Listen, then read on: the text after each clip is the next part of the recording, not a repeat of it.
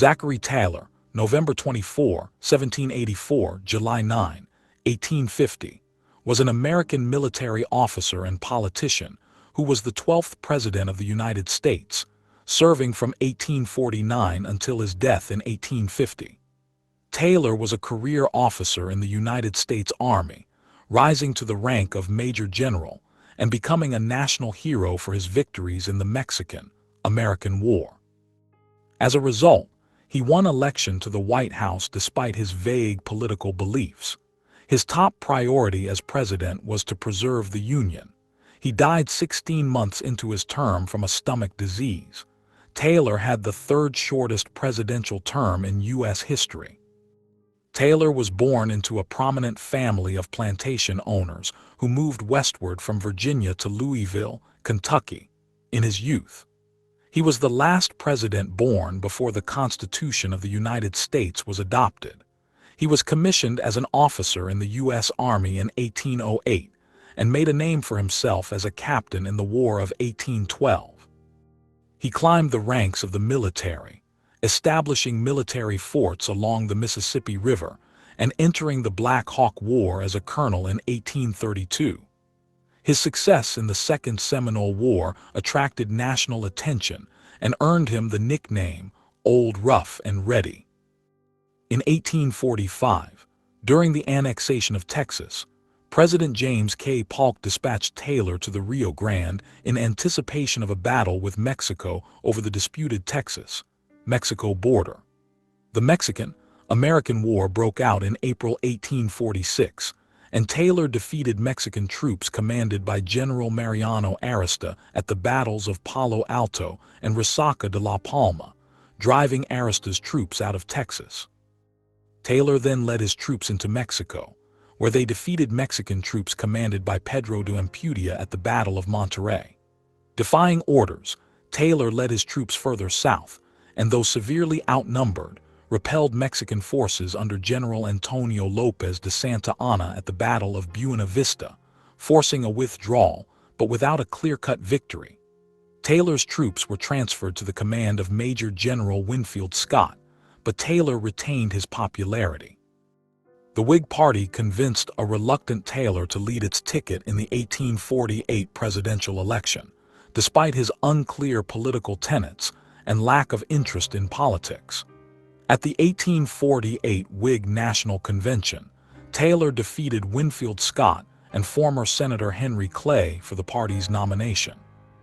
He won the general election alongside New York politician Millard Fillmore, defeating Democratic Party nominees Lewis Cass and William Orlando Butler, as well as a third-party effort led by former President Martin Van Buren and Charles Francis Adams Sr. of the Free Soil Party. Taylor became the first president to be elected without having previously held political office. As president, he kept his distance from Congress and his cabinet, even though partisan tensions threatened to divide the Union.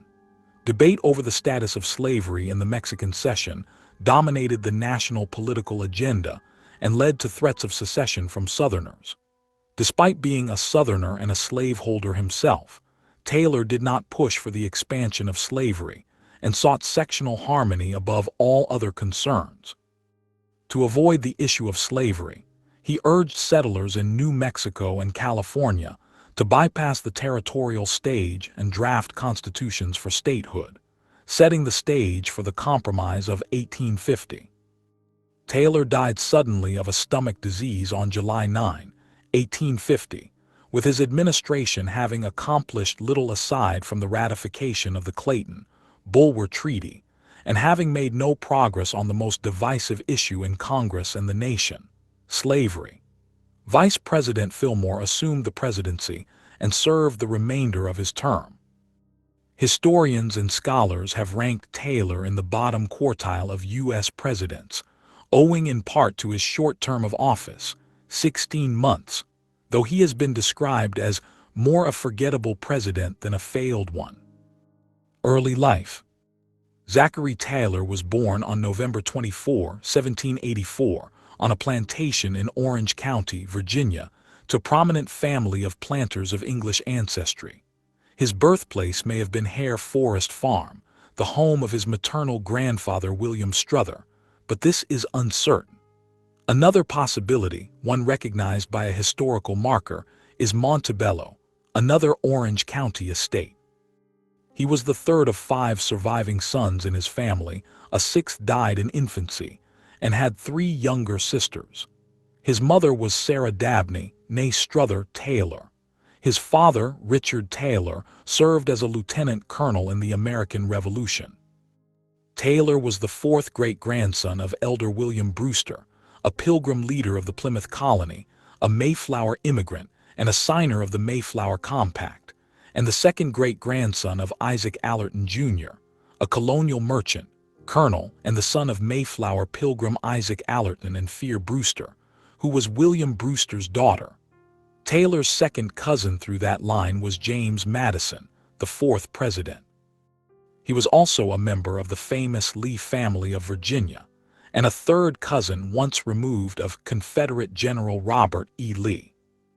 His family forsook its exhausted Virginia land, joined the westward migration, and settled near future Louisville, Kentucky, on the Ohio River. Taylor grew up in a small woodland cabin until, with increased prosperity, his family moved to a brick house. As a child, he lived in a battleground of the Northwest Indian War, later claiming that he had seen Native Americans abduct and scalp his classmates while they were walking down the road together. Louisville's rapid growth was a boon for Taylor's father, who by the start of the 19th century had acquired 10,000 acres, 40 km2, throughout Kentucky, as well as 26 slaves to cultivate the most developed portion of his holdings.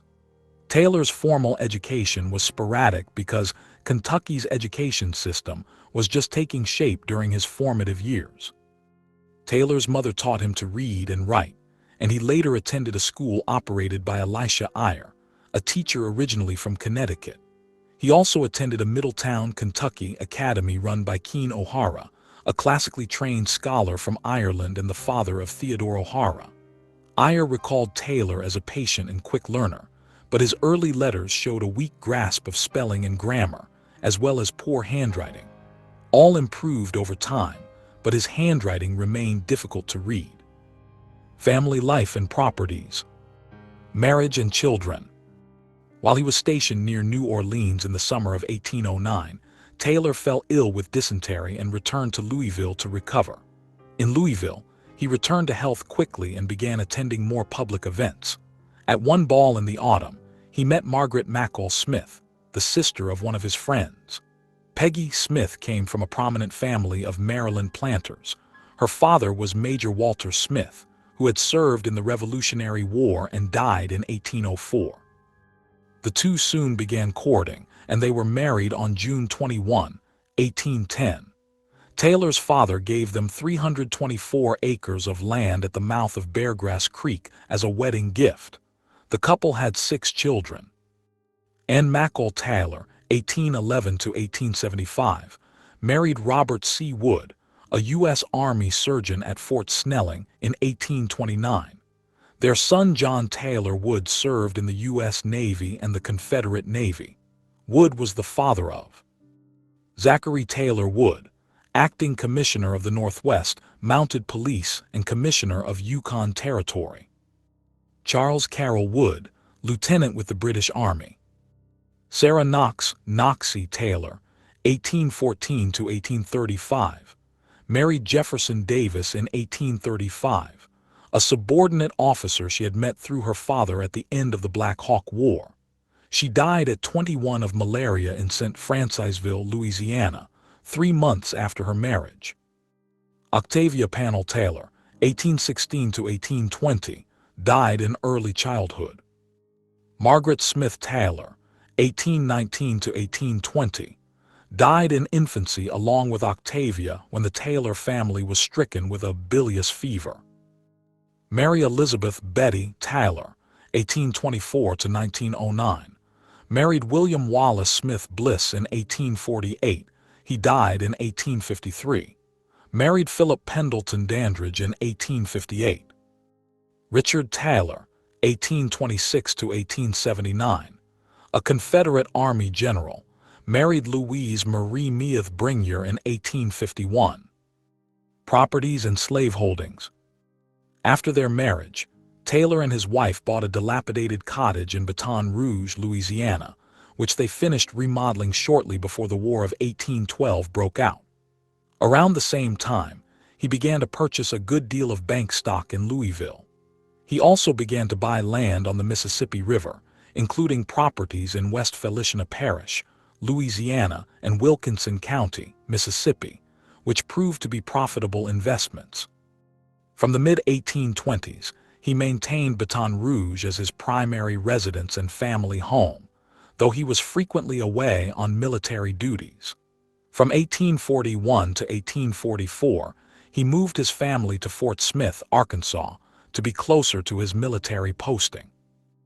In April 1842, Taylor bought the Cypress Grove Plantation in Jefferson County, Mississippi, acquiring the 1,823-acre, 738-ha property and its 81 slaves for $95,000, equivalent to $3,100,000 in 2024.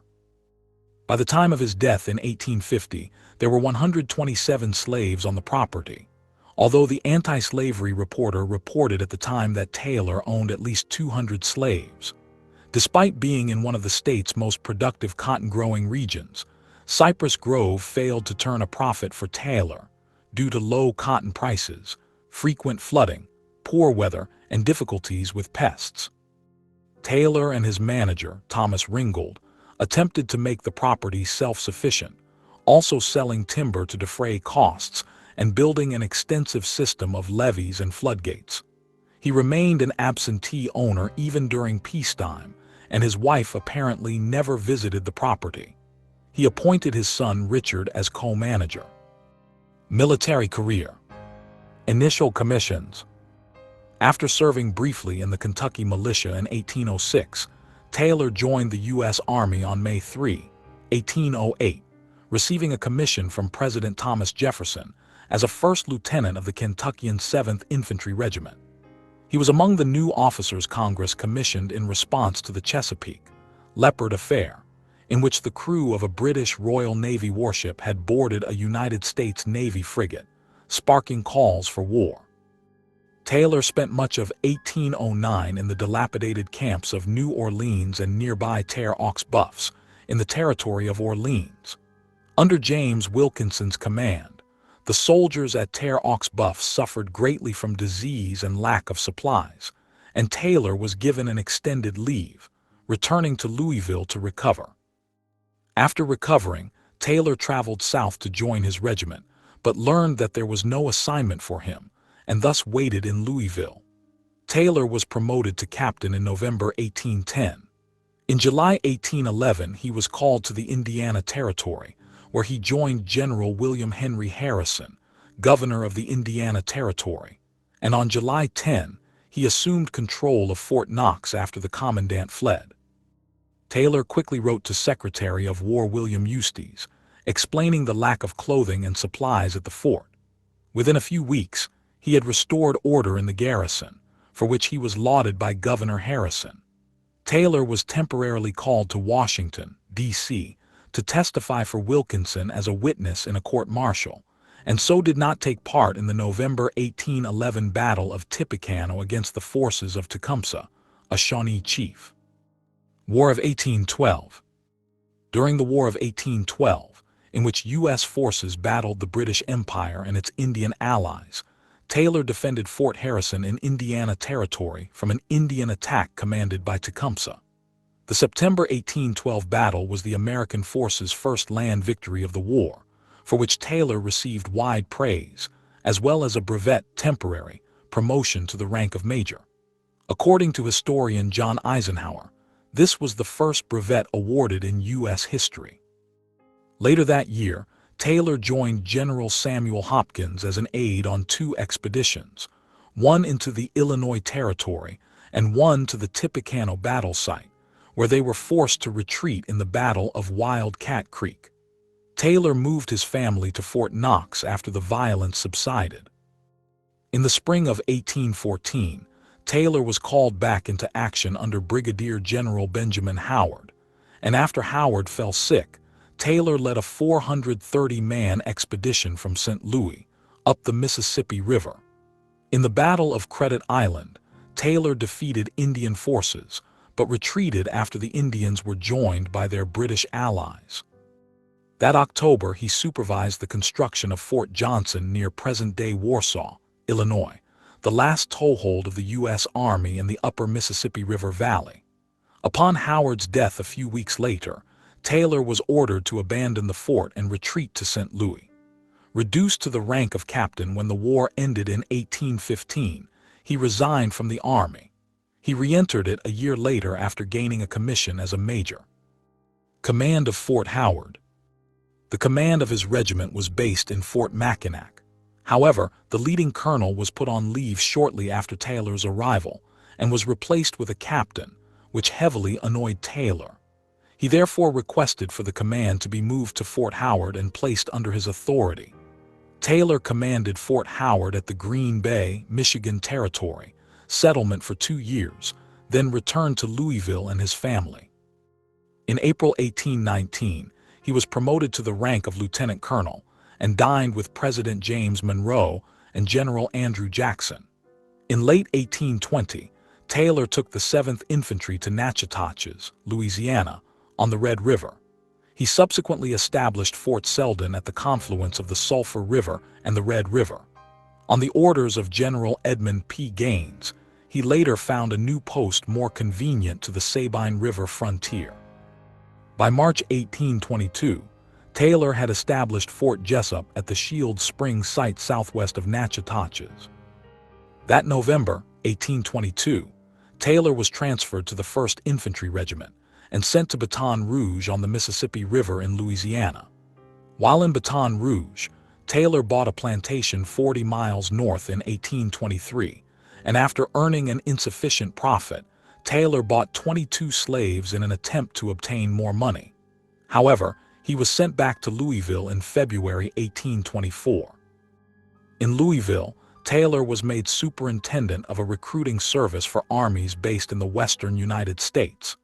In late 1826, he was called to Washington, D.C., for work on an Army committee to consolidate and improve military organization. In the meantime, he acquired his first Louisiana plantation and decided to move with his family to his plantation in Baton Rouge. Black Hawk War. In May 1828, Taylor was called back to action, commanding Fort Snelling in Michigan Territory, now Minnesota, on the upper Mississippi River for a year, and then nearby Fort Crawford, also in the Michigan Territory, now Wisconsin, in order to rebuild the previous fort, which had heavily damaged by a flood, for a year. After some time on furlough, spent expanding his landholdings, Taylor was promoted to colonel of the 1st Infantry Regiment in April 1832, when the Black Hawk War was beginning in the West. Taylor campaigned under General Henry Atkinson to pursue and later defend against Chief Black Hawk's forces throughout the summer. The end of the war in August 1832 signaled the final Indian resistance to U.S. expansion in the area. During this period, Taylor opposed the courtship of his 17-year-old daughter Sarah Knox Taylor with Lieutenant Jefferson Davis, the future President of the Confederate States of America. He respected Davis but did not wish his daughter to become a military wife, as he knew it was a hard life for families. Davis and Sarah Taylor married in June 1835, when she was 21, but she died 3 months later of malaria contracted on a visit to Davis's sister's home in St. Francisville, Louisiana. Second Seminole War. By 1837, the Second Seminole War was underway when Taylor was directed to Florida. He built Fort Gardner and Fort Basinger as supply depots and communication centers in support of Major General Thomas S. Jessup's campaign to penetrate deep into Seminole territory with large forces and trap the Seminoles and their allies in order to force them to fight or surrender. He engaged in battle with the Seminole Indians in the Christmas Day Battle of Lake Okeechobee, among the largest U.S. Indian battles of the 19th century. As a result, he was promoted to brigadier general. In May 1838, Jessup stepped down and placed Taylor in command of all American troops in Florida, a position he held for 2 years. His reputation as a military leader was growing, and he became known as Old Rough and Ready. Taylor was criticized for using bloodhounds in order to track Seminole. After his long-requested relief was granted, Taylor spent a comfortable year touring the nation with his family and meeting with military leaders. During this period, he began to be interested in politics and corresponded with President William Henry Harrison. He was made commander of the 2nd Department of the Army's Western Division in May 1841. The sizable territory ran from the Mississippi River westward, south of the 37th parallel north. Stationed in Arkansas, Taylor enjoyed several uneventful years, spending as much time attending to his land speculation as to military matters. Mexican-American War.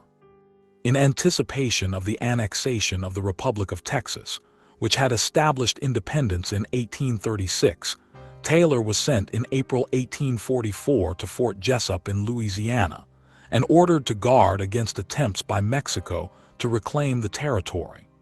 More senior generals in the Army might have taken this important command, such as Winfield Scott and Edmund P. Gaines. But both were known members of the Whig Party, and Taylor's apolitical reputation and friendly relations with Andrew Jackson made him the choice of President James K. Polk. Polk directed him to deploy into disputed territory in Texas, on or near the Rio Grande near Mexico. Taylor chose a spot at Corpus Christi, and his army of occupation encamped there until the following spring in anticipation of a Mexican attack. When Polk's attempts to negotiate with Mexico failed, Taylor's men advanced to the Rio Grande in March 1846, and war appeared imminent. Violence broke out several weeks later, when Mexican forces attacked some of Captain Seth B. Thornton's men north of the river. Learning of the Thornton affair, Polk told Congress in May that a war between Mexico and the U.S. had begun. That same month, Taylor commanded American forces at the Battle of Palo Alto and the nearby Battle of Resaca de la Palma. Though greatly outnumbered, he defeated the Mexican Army of the North, commanded by General Mariano Arista, and forced the troops back across the Rio Grande. Taylor was later praised for his humane treatment of the wounded Mexican soldiers before the prisoner exchange with Arista, giving them the same care as was given to American wounded. After tending to the wounded, he performed the last rites for the dead of both the American and Mexican soldiers killed during the battle. These victories made him a popular hero, and in May 1846 Taylor received a brevet promotion to Major General and a formal commendation from Congress. In June, he was promoted to the full rank of Major General. The national press compared him to George Washington and Andrew Jackson, both generals who had ascended to the presidency, but Taylor denied any interest in running for office. "Such an idea never entered my head," he remarked in a letter, "nor is it likely to enter the head of any sane person." After crossing the Rio Grande, in September, Taylor inflicted heavy casualties upon the Mexicans at the Battle of Monterrey and captured that city in 3 days, despite its impregnable repute. Taylor was criticized for signing a liberal truce rather than pressing for a large-scale surrender. Polk had hoped that the occupation of northern Mexico would induce the Mexicans to sell Alta California and New Mexico, but the Mexicans remained unwilling to part with so much territory. Polk sent an army under the command of Winfield Scott to besiege Veracruz, an important Mexican port city, while Taylor was ordered to remain near Monterrey. Many of Taylor's experienced soldiers were placed under Scott's command, leaving Taylor with a smaller and less effective force. Mexican General Antonio Lopez de Santa Anna intercepted a letter from Scott about Taylor's smaller force, and he moved north, intent on destroying Taylor's force before confronting Scott's army. Learning of Santa Anna's approach, and refusing to retreat despite the Mexican army's greater numbers, Taylor established a strong defensive position near the town of Saltillo. Santa Anna attacked Taylor with 20,000 men at the Battle of Buena Vista in February 1847, leaving around 700 Americans dead or wounded at a cost of over 1,500 Mexican casualties. Outmatched, the Mexican forces retreated, ensuring a far-reaching victory for the Americans. In recognition of his victory at Buena Vista on July 4, 1847, Taylor was elected an honorary member of the New York Society of the Cincinnati, the Virginia branch of which included his father as a charter member. Taylor also was made a member of the Aztec Club of 1847, Military Society of the Mexican War. He received 3 Congressional Gold Medals for his service in the Mexican-American War, and remains the only person to have received the medal 3 times.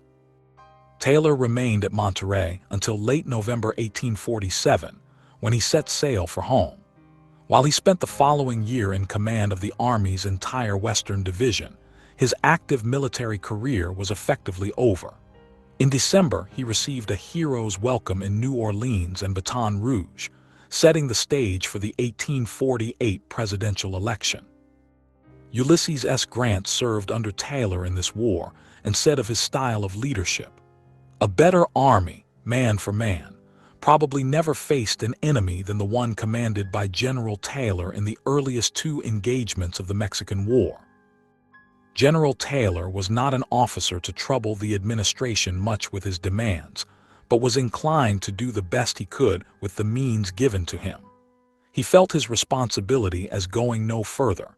If he had thought that he was sent to perform an impossibility with the means given him, he would probably have informed the authorities of his opinion and left them to determine what should be done. If the judgment was against him, he would have gone on and done the best he could with the means at hand, without parading his grievance before the public. No soldier could face either danger or responsibility more calmly than he. These are qualities more rarely found than genius or physical courage. General Taylor never made any great show or parade, either of uniform or retinue. In dress he was possibly too plain, rarely wearing anything in the field to indicate his rank, or even that he was an officer, but he was known to every soldier in his army and was respected by all. Election of 1848. In his capacity as a career officer, Taylor had never publicly revealed his political beliefs before 1848, nor voted before that time. He was apolitical and had a negative opinion of most politicians. He thought of himself as an independent, believing in a strong and sound banking system for the country, and thought that President Andrew Jackson should not have allowed the Second Bank of the United States to collapse in 1836. He believed it was impractical to expand slavery into the western United States, as neither cotton nor sugar, both produced in great quantities as a result of slavery, could be easily grown there through a plantation economy. He was also a firm American nationalist, and due to his experience of seeing many people die as a result of warfare, believed that secession was a bad way to resolve national problems. Well before the American victory at Buena Vista, political clubs formed that supported Taylor for president. His support was drawn from an unusually broad assortment of political bands, including Whigs and Democrats, Northerners and Southerners, allies and opponents of national leaders such as Polk and Henry Clay. By late 1846, Taylor's opposition to a presidential run had weakened, and it became clear that his principles resembled Whig orthodoxy. Taylor despised both Polk and his policies, while the Whigs were considering nominating another war hero for the presidency after the success of its previous winning nominee, William Henry Harrison, in 1840.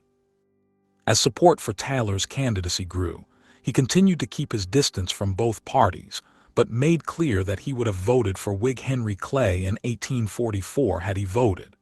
In a widely publicized September 1847 letter, Taylor stated his positions on several issues. He did not favor chartering another national bank, favored a low tariff, and believed that the president should play no role in making laws. Taylor did believe that the president could veto laws, but only when they were clearly unconstitutional.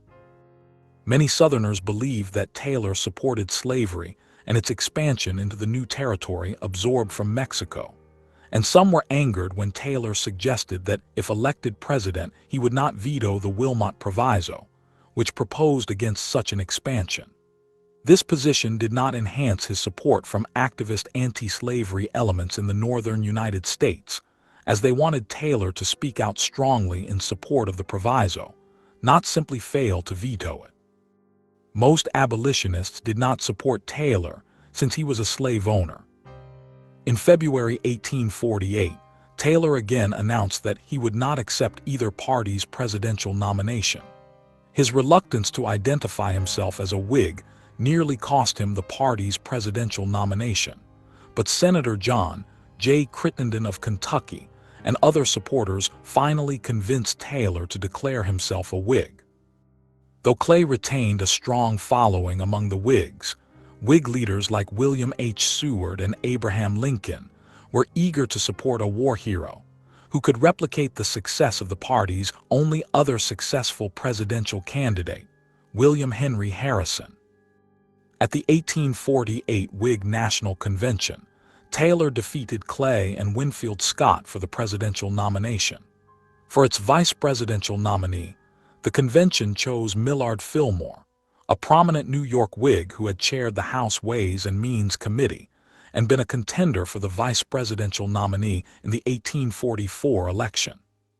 Fillmore's selection was largely an attempt at reconciliation with Northern Whigs, who were furious at the nomination of a slave-owning Southerner. No faction of the party was satisfied with the final ticket. It was initially unclear whether Taylor would accept the nomination because he did not respond to the letters notifying him of the convention's outcome, because he had instructed his local post office not to deliver his mail to avoid postage fees. Taylor continued to minimize his role in the campaign, preferring not to directly meet with voters or correspond about his political views. He did little active campaigning and may not have voted. His campaign was skillfully directed by Crittenden and bolstered by a late endorsement from Senator Daniel Webster of Massachusetts. Democrats were even less unified than the Whigs, as former Democratic President Martin Van Buren broke from the party and led the anti-slavery Free Soil Party's ticket. Van Buren won the support of many Democrats and Whigs who opposed the extension of slavery into the territories, but he took more votes from Democratic nominee Lewis Cass in the crucial state of New York. Nationally, Taylor defeated Cass and Van Buren, taking 163 of the 290 electoral votes. In the popular vote, he took 47.3%, to Cass's 42.5% and Van Buren's 10.1%. Taylor ignored the Whig platform, as historian Michael F. Holt explains. Taylor was equally indifferent to programs Whigs had long considered vital. Publicly, he was artfully ambiguous, refusing to answer questions about his views on banking, the tariff, and internal improvements. Privately, he was more forthright. The idea of a national bank is dead and will not be revived in my time. In the future, the tariff will be increased only for revenue. In other words, Whig hopes of restoring the protective tariff of 1842 were vain. There would never again be surplus federal funds from public land sales to distribute to the states, and internal improvements will go on in spite of presidential vetoes. In a few words, that is, Taylor pronounced an epitaph for the entire Whig economic program. Presidency, 1849 to 1850. Transition as president-elect. Taylor kept his distance from Washington, not resigning his Western Division command until late January 1849. He spent the months following the election formulating his cabinet selections. He was deliberate and quiet about his decisions, to the frustration of his fellow Whigs. While he despised patronage and political games, he endured a flurry of advances from office seekers looking to play a role in his administration. While he would appoint no Democrats, Taylor wanted his cabinet to reflect the nation's diverse interests, and so apportioned the seats geographically. He also avoided choosing prominent Whigs, sidestepping such obvious selections as Clay. He saw Crittenden as a cornerstone of his administration, offering him the crucial seat of Secretary of State, but Crittenden insisted on serving out the governorship of Kentucky to which he had just been elected. Taylor settled on Senator John M. Clayton of Delaware, a close associate of Crittenden's. With Clayton's aid, Taylor chose the 6 remaining members of his cabinet. One of the incoming Congress's first actions would be to establish the Department of the Interior, so Taylor would be appointing that department's inaugural secretary. Thomas Ewing, who had previously served as a senator from Ohio and as Secretary of the Treasury under William Henry Harrison, accepted the patronage-rich position of Secretary of the Interior. For the position of Postmaster General, also a center of patronage, Taylor chose Congressman Jacob Collamer of Vermont. After Horace Binney refused appointment as Secretary of the Treasury, Taylor chose another prominent Philadelphian, William M. Meredith. George W. Crawford, a former governor of Georgia, accepted the position of Secretary of War, while Congressman William B. Preston of Virginia became Secretary of the Navy. Senator Reverdy Johnson of Maryland accepted appointment as Attorney General and became one of the most influential members of Taylor's cabinet. Fillmore was not in favor with Taylor and was largely sidelined throughout Taylor's presidency. Taylor began his trek to Washington in late January, a journey rife with bad weather, delays, injuries, sickness, and an abduction by a family friend. Taylor finally arrived in the nation's capital on February 24 and soon met with the outgoing President Polk. Polk held a low opinion of Taylor, privately deeming him, without political information, and wholly unqualified for the station of president. Taylor spent the next week meeting with political elites, some of whom were unimpressed with his appearance and demeanor. With less than 2 weeks until his inauguration, he met with Clayton and hastily finalized his cabinet. Inauguration main article. Inauguration of Zachary Taylor. Taylor's term as president began on Sunday, March 4, but his inauguration was not held until the next day out of religious concerns. His inauguration speech discussed the many tasks facing the nation, but presented a governing style of deference to Congress and sectional compromise instead of assertive executive action. His speech also emphasized the importance of following President Washington's precedent in avoiding entangling alliances. During the period after his inauguration, Taylor made time to meet with numerous office seekers and other ordinary citizens who desired his attention. He also attended an unusual number of funerals, including services for Polk and Dolly Madison. According to Eisenhower, Taylor coined the phrase "First Lady" in his eulogy for Madison. In the summer of 1849, Taylor toured the northeastern United States to familiarize himself with a region of which he had seen little. He spent much of the trip plagued by gastrointestinal illness and returned to Washington by September. Sectional crisis. As Taylor took office, Congress faced a battery of questions related to the Mexican cession, acquired by the U.S. after the Mexican War and divided into military districts. It was unclear which districts would be established into states and which would become federal territories, while the question of their slave status threatened to bitterly divide Congress. Southerners objected to the admission of the California Territory, the New Mexico Territory, and the Utah Territory to the Union as free states despite California's demographic and economic growth. Additionally, Southerners had grown increasingly angry about the aid that Northerners had given to fugitive slaves after Prigg v. Pennsylvania allowed slave catchers to capture alleged runaway slaves in free states, and that Northern authorities frequently refused to enforce the Fugitive Slave Act of 1793. At the same time, Northerners demanded the abolition of the domestic slave trade in Washington, D.C. Finally, Texas claimed parts of eastern New Mexico and threatened to send its state militia to militarily enforce its territorial claims. While a Southern slave owner himself, Taylor believed that slavery was economically infeasible in the Mexican cession, and so opposed slavery in those territories as a needless source of controversy. His major goal was sectional peace, preserving the Union through legislative compromise. As the threat of Southern secession grew, he sided increasingly with anti-slavery Northerners such as Senator William H. Seward of New York, even suggesting that he would sign the Wilmot Proviso to ban slavery in federal territories should such a bill reach his desk. In Taylor's view, the best way forward was to admit California as a state rather than a federal territory, as it would leave the slavery question out of Congress's hands. The timing for statehood was in Taylor's favor, as the California gold rush was well underway at the time of his inauguration, and California's population was exploding. The administration dispatched Representative Thomas Butler King to California to test the waters and advocate statehood, knowing that Californians were certain to adopt an anti-slavery constitution. King found that a constitutional convention was already underway, and by October 1849, the convention unanimously agreed to join the Union and to ban slavery within their borders.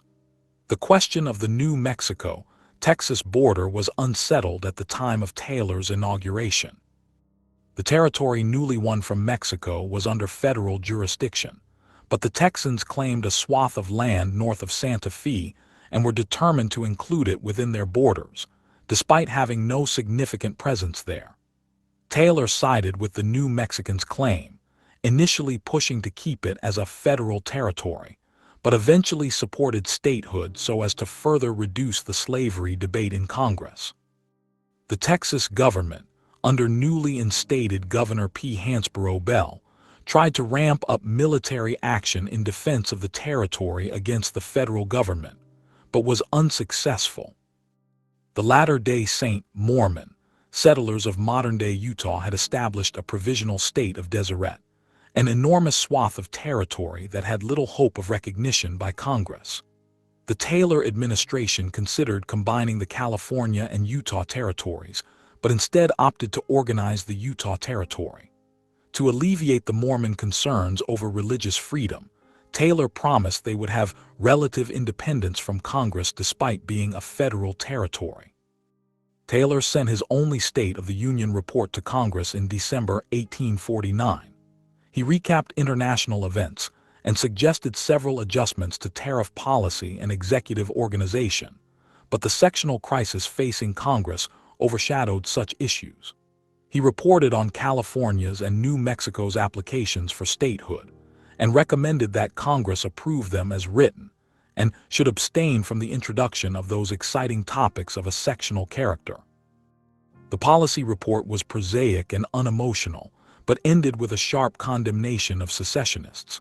It had no effect on Southern legislators, who saw the admission of two free states as an existential threat, and Congress remained stalled. Foreign Affairs Taylor and his Secretary of State, John M. Clayton, both lacked diplomatic experience and came into office at a relatively uneventful time in American, international politics. Their shared nationalism allowed Taylor to devolve foreign policy matters to Clayton with minimal oversight, although no decisive foreign policy was established under their administration. As opponents of the autocratic European order, they vocally supported German and Hungarian liberals in the revolutions of 1848, although they offered nothing in the way of aid. A perceived insult from the French minister Guillaume Tell Poussin nearly led to a break in diplomatic relations until Poussin was replaced, and a reparation dispute with Portugal resulted in harsh words from the Taylor administration. In a more positive effort, the administration arranged for two ships to assist in the United Kingdom's search for a team of British explorers, led by John Franklin, who had gotten lost in the Arctic. While previous Whig administrations had emphasized Pacific trade as an economic imperative, the Taylor administration took no major initiative in the Far East. Throughout 1849 and 1850, they contended with Narciso Lopez, the Venezuelan radical who led repeated filibustering expeditions, in an attempt to conquer the Spanish captaincy general of Cuba. The annexation of Cuba was the object of fascination among many in the South, who saw in Cuba a potential new slave state, and Lopez had several prominent Southern supporters. Lopez made generous offers to United States Armed Forces leaders to support him, but Taylor and Clayton saw the enterprise as illegal. They issued a blockade and later authorized a mass arrest of Lopez and his fellows, although the group would eventually be acquitted. They also confronted Spain, which had arrested several Americans on the charge of piracy, but the Spaniards eventually surrendered them to maintain good relations with the U.S. Arguably, the Taylor administration's definitive accomplishment in foreign policy was the Clayton-Bulwer Treaty of 1850, regarding a proposed interoceanic canal through Central America. While the U.S. and Britain were on friendly terms, and the construction of such a canal was decades away from reality, the mere possibility put the two nations in an uneasy position. For several years, Britain had been seizing strategic points, particularly the Mosquito Coast on the eastern coast of present-day Nicaragua. Negotiations were held with Britain that resulted in the landmark Clayton-Bulwer Treaty. Both nations agreed not to claim control of any canal that might be built in Nicaragua. The treaty promoted the development of an Anglo-American alliance. Its completion was Taylor's last action as president. Compromise attempts and final days. Clay took a central role as Congress debated slavery. While his positions overlapped somewhat with Taylor's, the president always maintained his distance from Clay. Historians disagree on his motivations for doing so. This caused Taylor to become politically isolated as Southerners disapproved of his preference to appoint the territories of the Mexican Cession as free states, while Northerners disapproved of his opposition to Clay's legislative agenda. As a result, Congress increasingly ignored Taylor while drafting a compromise. With assistance from Daniel Webster, Clay developed his landmark proposal, the Compromise of 1850. The proposal allowed statehood for California, giving it independence on the slavery question, while the other territories would remain under federal jurisdiction. This included the disputed parts of New Mexico, although Texas would be reimbursed for the territory. Slavery would be retained in the District of Columbia, but the slave trade would be banned. Meanwhile, a strict fugitive slave law would be enacted, bypassing Northern legislation which had restricted Southerners from retrieving runaway slaves. Tensions flared as Congress negotiated, and secession talks grew, culminating with a threat from Taylor to send troops into New Mexico to protect its border from Texas, with himself leading the army. The crisis escalated after delegates in New Mexico proposed a new state constitution that would have banned slavery, and Peter Hansborough Bell won the 1849 Texas gubernatorial election on a pledge to order a militia invasion of New Mexico. Southern senators accused Taylor of secretly sending the U.S. Army to New Mexico. Taylor denied the allegations, but emphasized that he would like to. He also said that anyone taken in rebellion against the Union, he would hang. With less reluctance than he had hanged deserters and spies in Mexico. The Omnibus Law was a major step forward on these issues, but ultimately could not pass, due to radicals on both sides and Taylor's opposition. At this point, Taylor began to receive disapproval from even his own political allies. Secretary of War Crawford warned Taylor he would not approve a military deployment to New Mexico, although Taylor said he would give the order himself.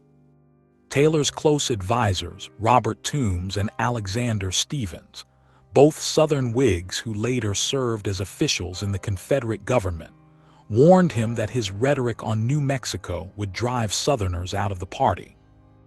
No great compromise reached Taylor's desk during his presidency. Instead, his last days were overshadowed by the Galphin affair. Before joining the Taylor cabinet, Crawford had served as a lawyer.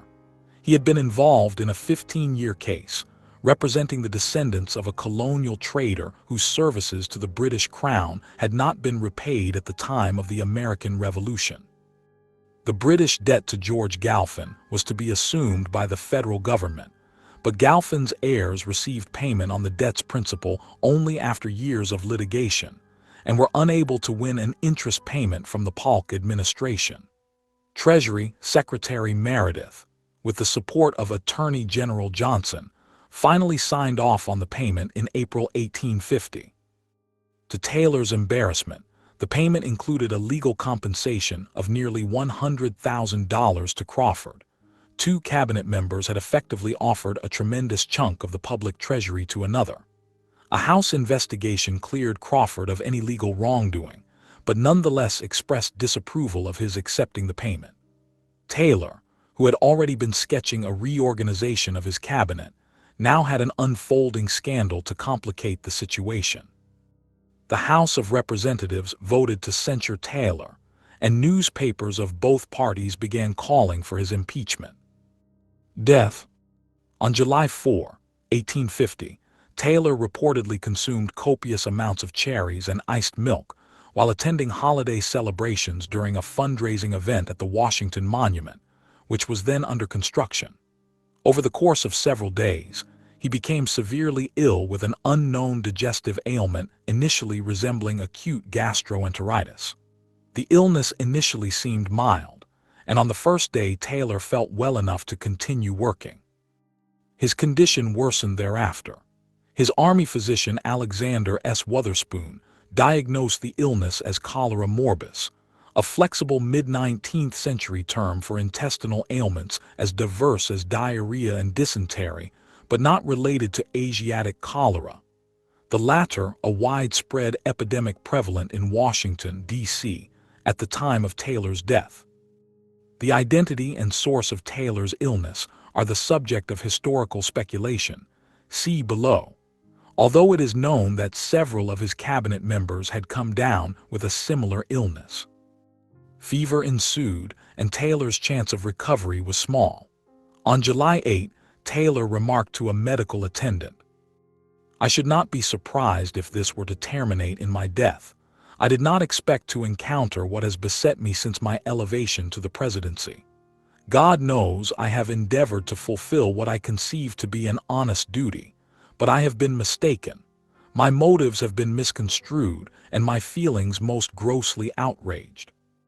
Taylor died at 10:35 p.m. on July 9, 1850. He was 65 years old. After his death, Vice President Fillmore assumed the presidency and completed Taylor's term, which ended on March 4, 1853. Soon after taking office, Fillmore signed into law the Compromise of 1850, with the aim of settling many of the issues the Taylor administration faced. A joint special committee was appointed by the Common Council of the City of New York to make the arrangements for Taylor's funeral, which took place in New York City on July 23, 1850.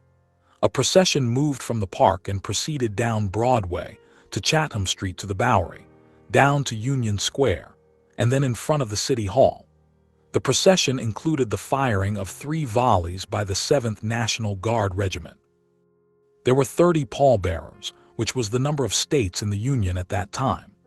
Taylor was buried in an airtight Fisk metallic burial case with a glass window plate for viewing the deceased's face. He was interred in the public vault of the Congressional Cemetery in Washington, D.C., from July 13 to October 25, 1850. His body was transported to the Taylor family plot, where his parents were buried, on the old Taylor homestead plantation known as Springfield in Louisville, Kentucky. Assassination theories. Almost immediately after his death, rumors began to circulate that Taylor had been poisoned by pro-slavery Southerners or Catholics, and similar theories persisted into the 21st century.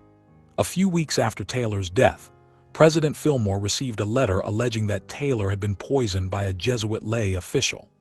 In 1978, Hamilton Smith based his assassination theory on the timing of drugs, the lack of confirmed cholera outbreaks, and other material. Theories that Taylor had been murdered grew after the assassination of Abraham Lincoln in 1865.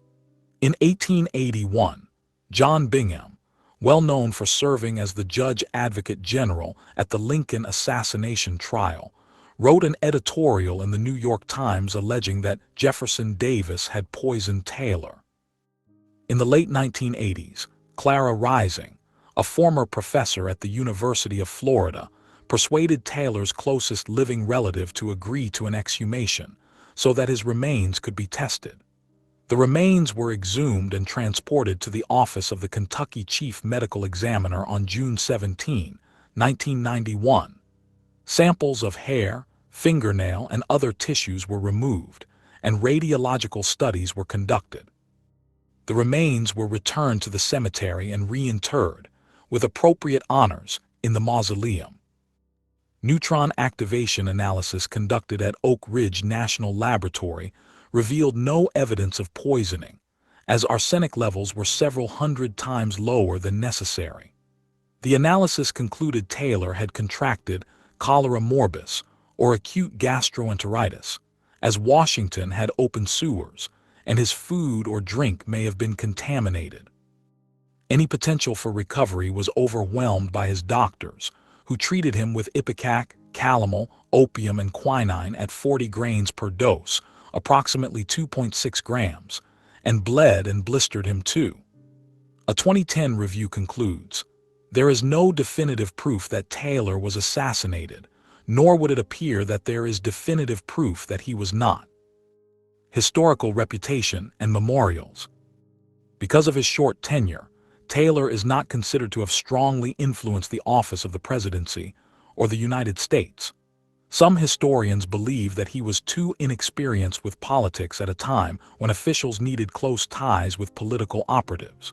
Despite his shortcomings, the Clayton-Bulwer Treaty affecting relations with Great Britain in Central America is recognized as an important step in scaling down the nation's commitment to manifest destiny as a policy. Historical rankings of presidents of the United States have generally placed Taylor in the bottom quarter. Taylor was the last president to own slaves while in office. He was the third of 4 Whig presidents, the last being Fillmore, his successor. Taylor was also the second president to die in office, preceded by William Henry Harrison, who died while serving as president 9 years earlier. In 1883, the Commonwealth of Kentucky placed a 50-foot monument topped by a life-size statue of Taylor near his grave. By the 1920s, the Taylor family initiated the effort to turn the Taylor burial grounds into a national cemetery. The Commonwealth of Kentucky donated 2 adjacent parcels of land for the project, turning the half-acre Taylor family cemetery into 16 acres, 65,000 m². On May 5, 1926, the remains of Taylor and his wife, who died in 1852, were moved to the newly constructed Taylor Mausoleum, made of limestone with a granite base and marble interior, nearby. The cemetery property was designated as the Zachary Taylor National Cemetery by Secretary of War Dwight F. Davis on March 12, 1928. The U.S. Post Office released the first postage stamp issue honoring Taylor on June 21, 1875, 25 years after his death. In 1938, Taylor again appeared on a U.S. postage stamp, this time the 12-cent presidential issue of 1938. His last appearance to date, 2010, on a U.S. postage stamp occurred in 1986, when he was honored on the AMERIPEX presidential issue. After Washington, Jefferson, Jackson, and Lincoln, Taylor was the 5th American president to appear on U.S. postage. The sea shanty, General Taylor, recounts Taylor's victory at the Battle of Buena Vista during the Mexican-American War. It has been recorded by groups such as Steely Span on 10-Man Mop, or Mr. Reservoir Butler Rides Again, Fairport Convention on the Bonnie Bunch of Roses, Great Big Sea on Play, and the Longest Johns on Between Wind and Water. Taylor is the namesake of several entities and places around the nation, including Camp Taylor in Kentucky and Fort Zachary Taylor in Florida, the SS Zachary Taylor, a World War II Liberty ship, Zachary Taylor Parkway in Louisiana, and Zachary Taylor Hall at Southeastern Louisiana University. Taylor County, Georgia. Taylor County, Iowa. Taylor County, Kentucky. Rough and Ready, California. The historical origin of the town is depicted in a 1965 episode of the syndicated Western television series Death Valley Days. Zachary Taylor Highway in Virginia. Taylor, Michigan. Taylor Street, Savannah, Georgia. Taylor was also the namesake of architect Zachary Taylor Davis.